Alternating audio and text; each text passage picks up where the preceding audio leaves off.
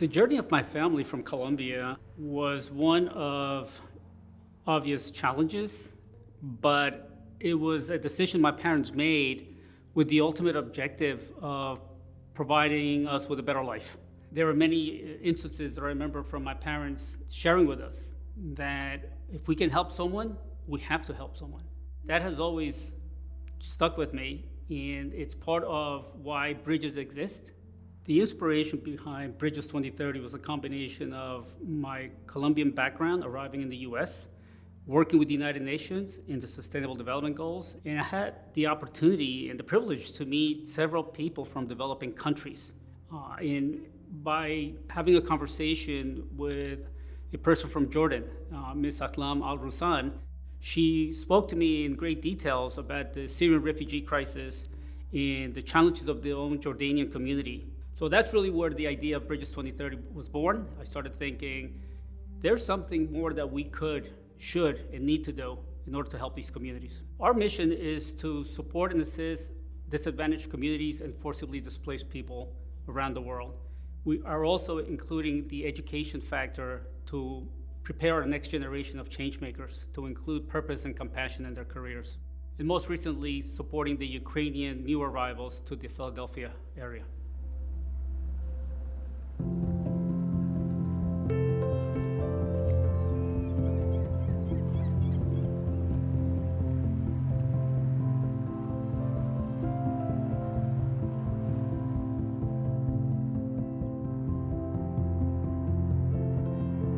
I learned about the arrival of a couple of families that were being housed at the St. Michael's Church here in Philadelphia. I felt compelled to meet them and support in any way possible. So I ventured to the church and I met the community at the church, including the new arrivals, and that really spoke to me in a very significant way to get more involved. I've also had the opportunity to meet Stacy Harpster at the church. She was in the same mode of helping and volunteering, and we connected and started developing this relationship of how can we do more for everyone in that church, in the community, and in new arrivals that will continue to come to Philadelphia. We were kind of helping, I think, independently for a few months, the Ukrainians who arrived into Philadelphia. But over time, Fernando and I connected and we were able to collaborate more and help the Ukrainians get more comfortable and resettle in our city of Philadelphia. It's so many people, so many wonderful neighbors, businesses, and healthcare institutions. I've been able to work with people to secure doctor's appointments for Ukrainians who have arrived. We also were able to get a child into daycare, a child into a karate class. We were able to get 6 weeks of camp for another child. Trying to get these people and these young children some normalcy in their lives, even though they're in a foreign country and in a place where they don't know the language and they're not with their family, extended family, and their friends. The generosity of our donors and support network that we have allowed us to do a couple of very meaningful things. One is donating money to the church to continue their efforts in supporting new arrivals. We helped the community center in Ukraine purchase a generator. The winter was coming.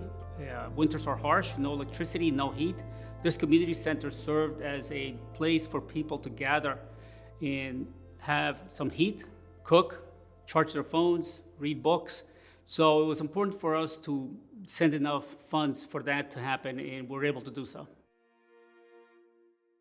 So our initial introduction to the Ukrainian arrivals were in the form of Julia, a mother, 28 years old, and Sara, a beautiful 2-year-old child that had arrived from Ukraine, but also Yana and her family, David and Julia. So we started meeting these families at the church, and their voices were speaking to our need to continue to support. When I came here, the most biggest support to give me Fernando, Stacy. I just remember first weeks when I came here, I get treatment in New York City because I have a lot, it was with nervous, with stress. First Sunday when I come back in Philly, I met Fernando. We just started talking, and he said, "I would like to help you. What help needs your baby?" It was that step in her life as she needs growing. She needs to speaking with another child, but we didn't have this possibility for Sarah go in daycare or get some treatment. We just had visa without an insurance, and this true meeting. This is the most lucky meeting in my life. Because that time was so hard. Before, when we lived in USA, Sarah didn't know what is war, because we leave Ukraine the first day, first hours. We leave this part of Ukraine which started to be occupied, because every day rockets and every day attacks. On that time, Russian army was so close from my house, probably 20 kilometers. It's so dangerous. It's so dangerous for Sarah. I came back because in Ukraine, because I understood that my family must be together.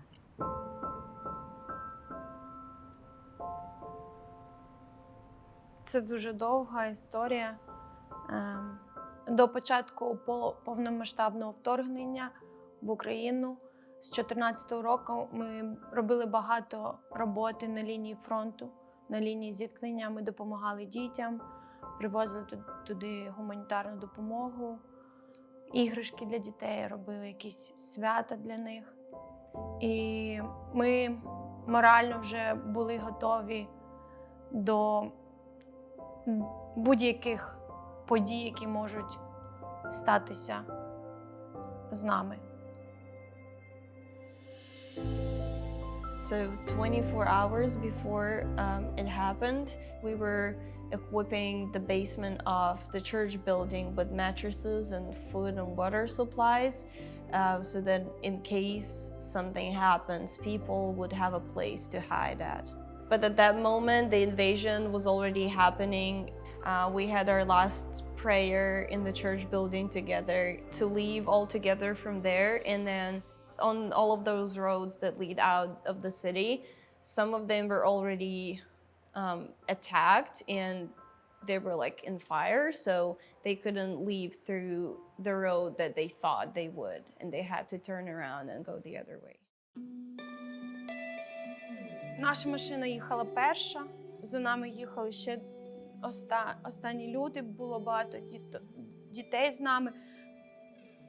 Ми поїхали на інший виїзд з міста. Ми бачили, як над нами вже пролітали снаряди. І я дуже боялась. Але мій чоловік казав, просто молись, і ми будемо старатися, я не знаю, як це українською, прорватися через це, проскочити поміж тими всіми вибухами на виїзд із міста.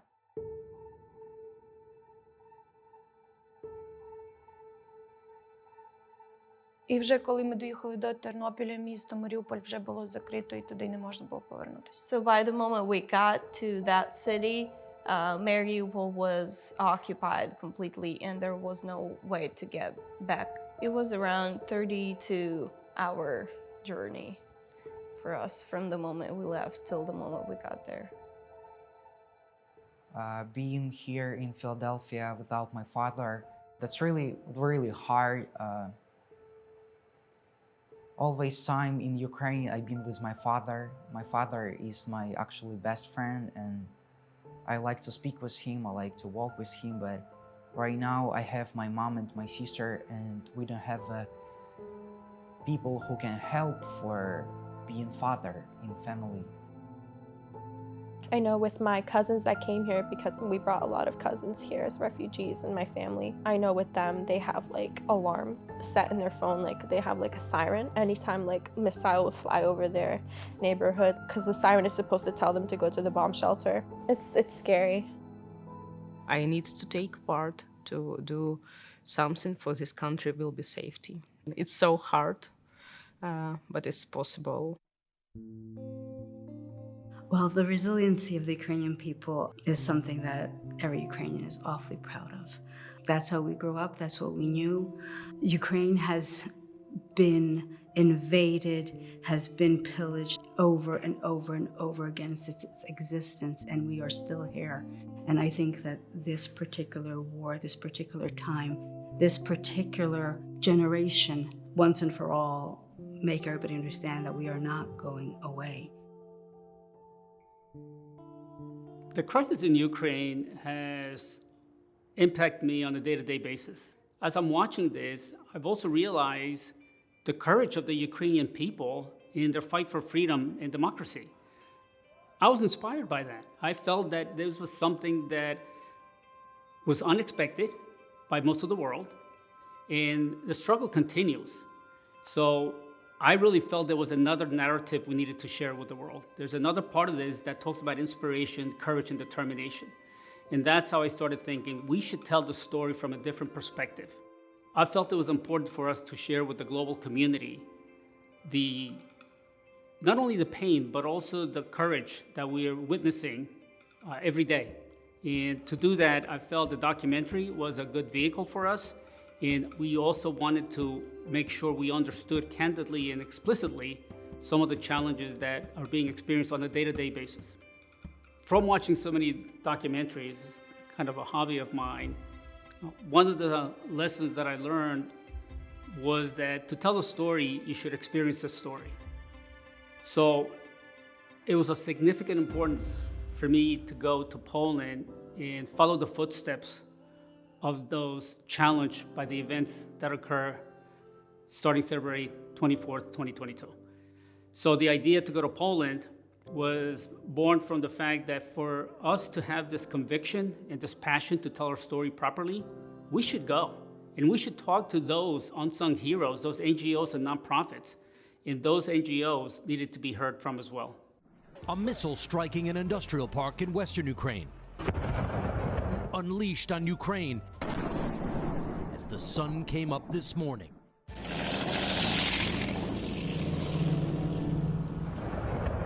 A helicopter assault on an So leading up to it, really watching the Russian invasion on social media and how much coverage there was and how horrific it looked and what they were doing, I felt definitely I needed to get involved in some way. And then when my father came to me with this project idea, I thought it was a great way to help out. Some of the hopes I had going into the trip were just meeting people and just gaining an insight in ways that we could help out coming back here in the US where we have a pretty privileged country and life here. So just hoping that we could meet people and really get a sense of how we could help out and amplify their voice, because the Polish people are doing a lot of work that I think goes unseen.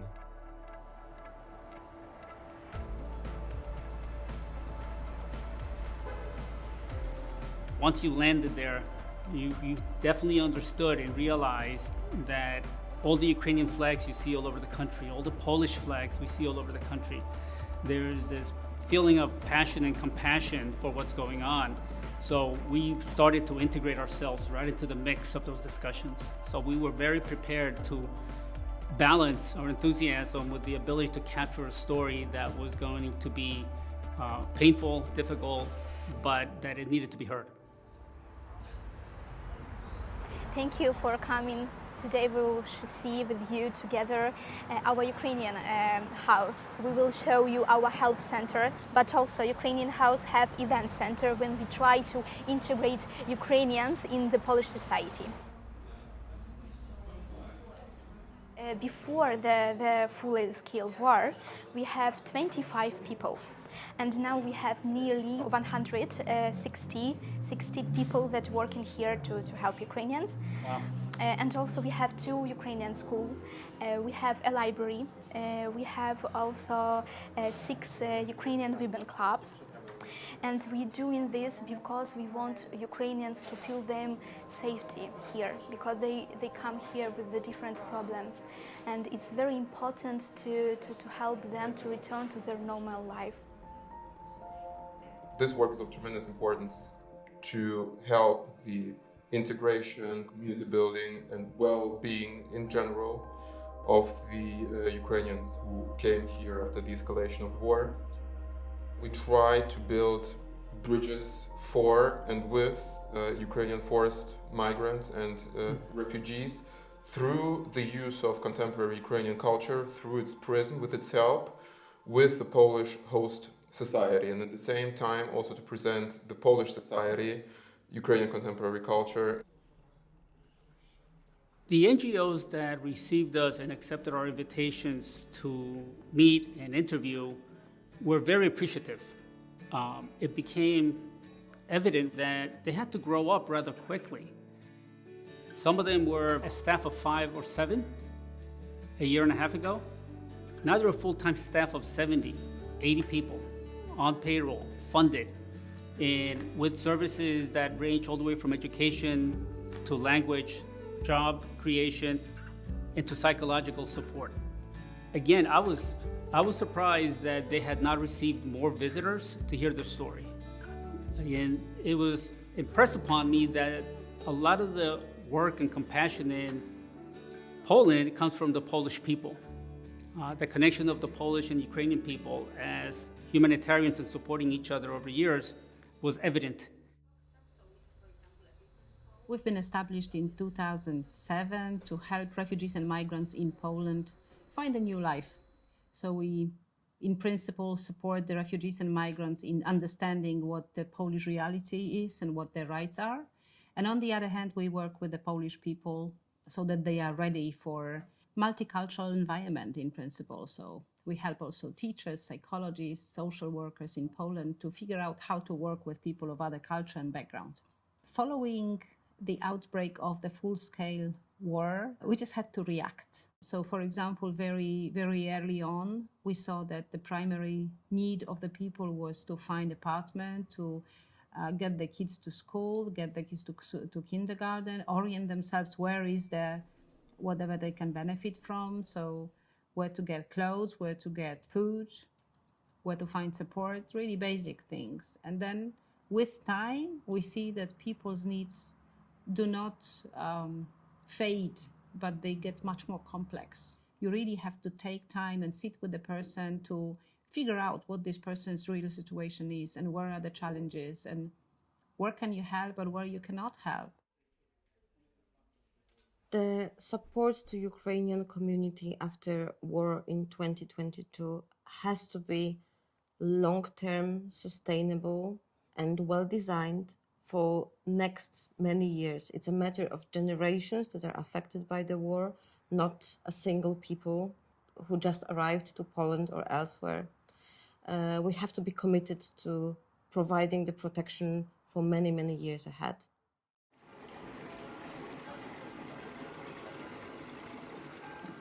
Walking in Warsaw's old city, we always notice the young Ukrainian fundraisers seeking donations from locals and visitors, each with a cause to help the homeland. Funds for an ambulance, for medical supplies, for generators were very common. We wanted to meet and speak with these young Ukrainians, make a connection and share with them that they are not alone, that the world is watching and supporting. But to these young minds, most of high school age, it was difficult to comprehend why more was not being done. With their fathers at the front lines, every day brought a new worry. Leaving Warsaw, we learned about Przemysl, a town near the Ukrainian border where thousands of forcibly displaced Ukrainian families arrived when the full-scale invasion started. As Alex and I talked about where do we go next, we decided to visit the main train station in Przemysl to better understand the challenges in response to action by the Polish people.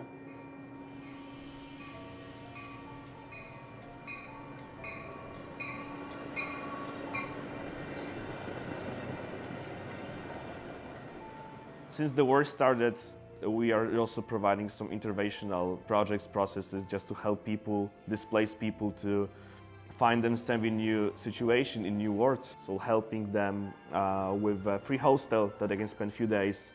They can get information on the train station 24/7 because we know that war is still ongoing. So before the war, we have 1 employee. To now, we have more than 100 people working here.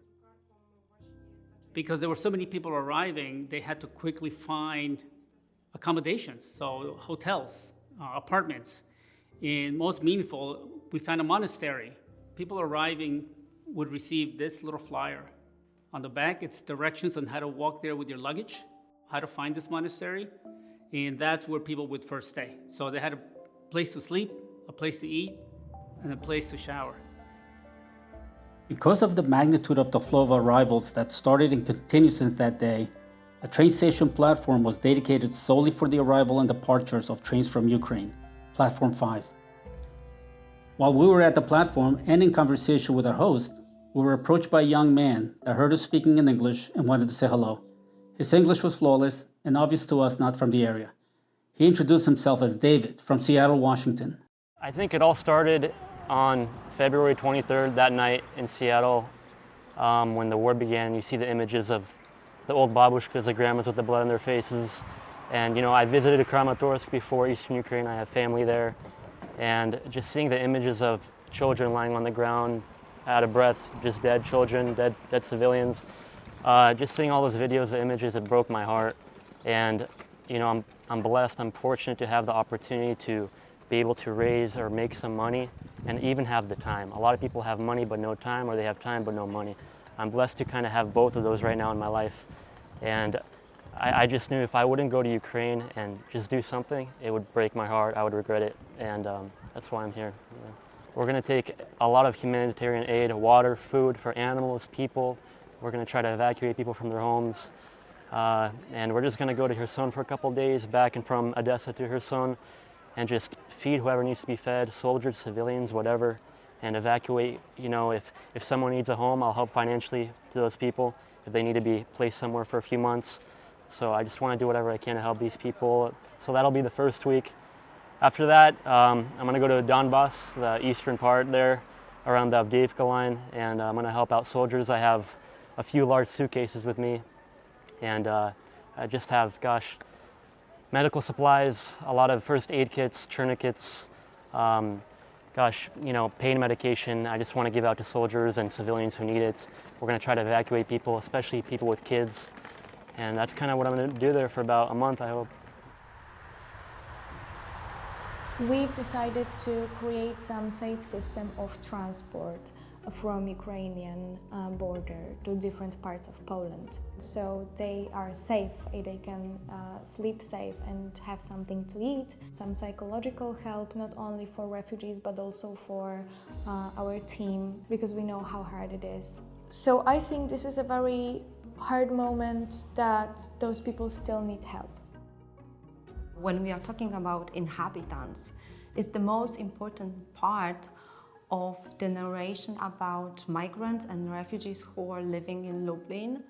I think they are not longer only refugees, because they are living here, they're working here, the children are in Polish schools here in Lublin. And it's really important to create not only a safety space for refugees, but also for our team, for our employees, to be open for all of those people who want to be involved. Right now we are focused on reception and integration.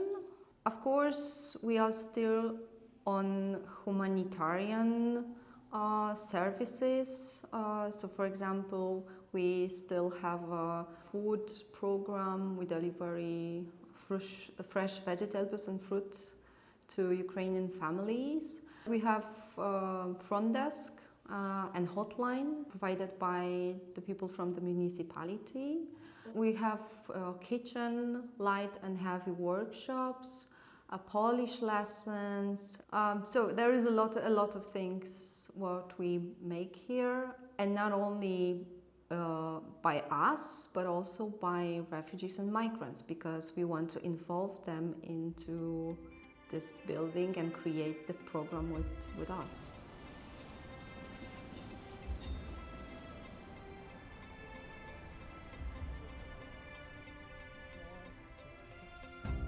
In all of the interviews and all the people we spoke with, they felt a duty to help.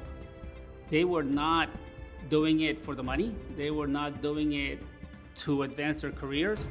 They were doing it because they felt this pull within their emotional well-being of having to help. Not wanting, but having to help. There's many of us that are out there understanding the need, requirement, but it's the word duty that really resonated with me. It's not just a responsibility, it's a duty that we have to help our human beings. Regardless of nationality, political views, or religion, everyone has a voice. As we departed Poland, we reminded ourselves of the need to share our mission with the next generation of changemakers at high schools and universities. Not only to share and educate, but to encourage engagement and a call to action to ensure a legacy of empathy is included in their lives and careers moving forward. As we expanded our network of higher education institutions, we were grateful to meet and connect with Dr. Bill Hunter at Lehigh University. For me, we've been lucky enough, fortunate enough, I'd say, to have been found by Bridges 2030. So I'm always very cognizant of the role of universities as it relates to global challenges. Where do we fit in? You know, the university itself, academia, higher ed in the United States, still has to focus on the core issues as it relates to STEM and arts and sciences and others. But we have to remain timely and, in fact, almost sort of predictive, ahead of the curve, trying to understand where humanity is headed and how to guide our students and how to teach them how to inculcate these sort of understandings of how to make sense of current situations. COVID, war, famine, all sorts of things. That's where we really become a guide and a mentor, but also sort of leading them down a path to help them understand the broader issues that face our society. And so our job as educators is to really challenge the students to think much more broadly than beyond the books. My takeaway from our experience, my students' experience working with Bridges 2030, is that it accomplished a goal that I have as an educator, and that is I want to expose my students to opportunities to use their skills and talent to promote good in their communities, in their regions, in our country, as well as internationally. And this was a chance for my students to really recognize that they're citizens of the world and really experience that shared humanity. When they were able to meet the Ukrainians that are being supported by Bridges 2030, it really resonated with the students to hear their stories firsthand. It was quite moving. So prior to my involvement with Bridges 2030, most of my relationship with the Ukrainian crisis was just what I heard about on the news. So I didn't have a direct connection, and working with Bridges 2030 helped me conceptualize and materialize that it was not just a war, but a world history event that was affecting millions of people. So meeting Yana was definitely the most impactful part of my internship with Bridges 2030. But meeting Yana helped me personally and the members of my team create a personal connection with what was going on. She shared her story with us. It was emotional. One of the things I remember is just her talking about missing her books from her home in Ukraine, which was something that you don't think about smaller things like that. You think about larger things like having to leave your home behind. And I remember her saying that you give good and it comes back to you. So I sort of try and keep that mantra with me.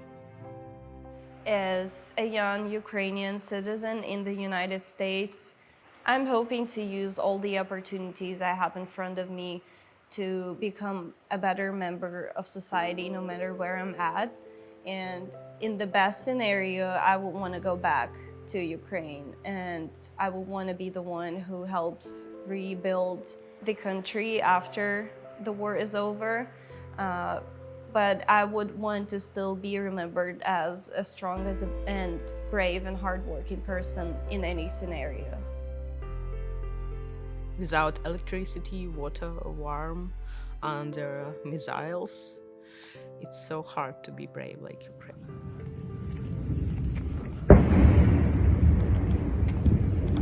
Every Ukrainian believes in this Ukrainian win on this war because it's our country and we just protect our. We would not like another, just protect our home. Listen to real Ukrainians and ask them what are their experiences. Hear from their perspective and not from someone on the internet. It's going to emerge a much stronger nation. If there's any silver lining, it's that now every single person knows where Ukraine is, that there is a Ukraine, and that the Ukrainian people are strong, are steadfast, and can push mountains and will stand as time goes on. The Ukrainian community has a long history of established roots in the Philadelphia area. Since World War II, many Ukrainian families started to migrate to the region, and today, Philadelphia has the second largest Ukrainian community after New York City. The rich history, traditions, and culture have been a core focus of the Ukrainian diaspora and led to the formation and development of the Ukrainian Educational and Cultural Center in Jenkintown, Pennsylvania.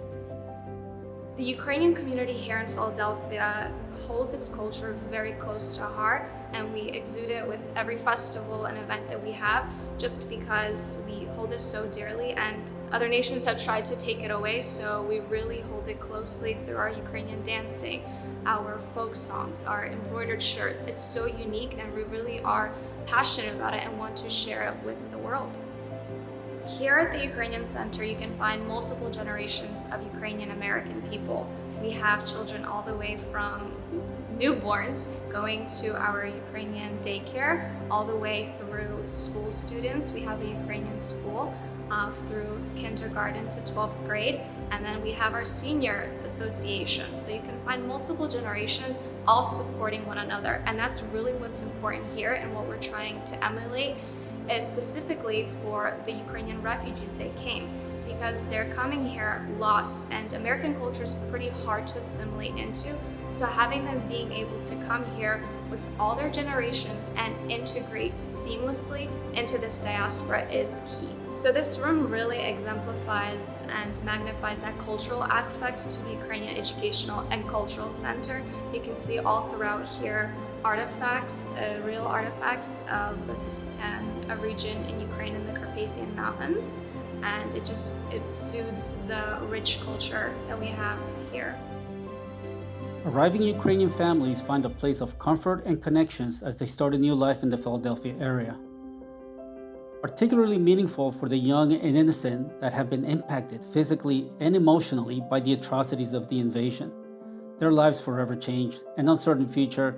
This center provides a reminder of home and ensures culture and history remains for future generations. Our legacy is every life we touch, and we should think about that more. And you, the young generation, should think about that more as you venture into your careers, because there's an opportunity for you to do something. Despite the horrors of the situation and the crisis, every Ukrainian that I speak with has this wonderful fire within them about their homeland. It's very much connected to my own culture, and that resonates with me from the standpoint that the Ukrainian community, whether in Poland or here in the US, is resilient and refuses to consider that this would end their homeland, that this will be the end of Ukraine. This fight is for themselves, for their people, but at the end of the day, it's for all of us. It's for democracy. Я вірю, що українці, вони можуть змінити світ тим, що вони є тих, хто вони є. Все, у меня есть.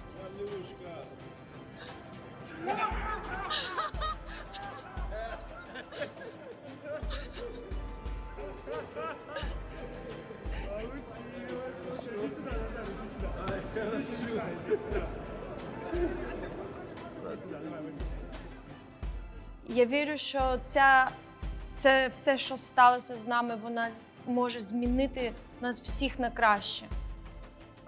Бо ми боремось, бо світ бореться, бо нам допомагає весь світ. І я не маю надії, я маю віру. Будь хоробрим, як Україна. Будь сміливим, як Україна. Будь сміливим, як Україна. Be brave like Ukraine.